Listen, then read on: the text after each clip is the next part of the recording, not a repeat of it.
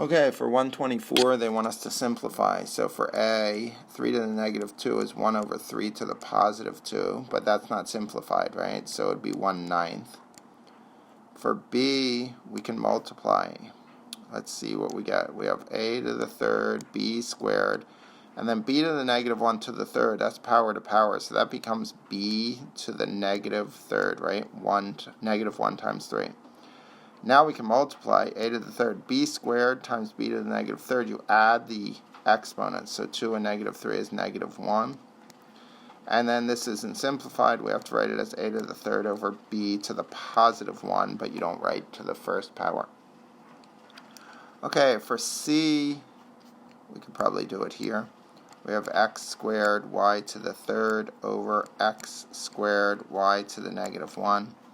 If we just use division rules, right, squared over squared, these cancel, right? And then y to the third over y to the negative 1 becomes y to the 3 minus negative 1, right? Which is 3 plus 1, which is y to the fourth for C.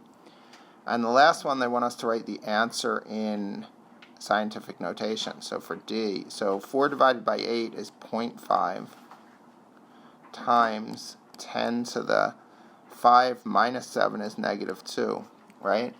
But this isn't scientific notation, right? So we have to move the decimal. So it becomes 5 times 10 to the negative 3, right? Because we need to move it one more to the left to get it back to where it was. And again, in scientific notation, a negative power is simplified, right? Because it has to be a number between 1 and 10 multiplied by a power of 10.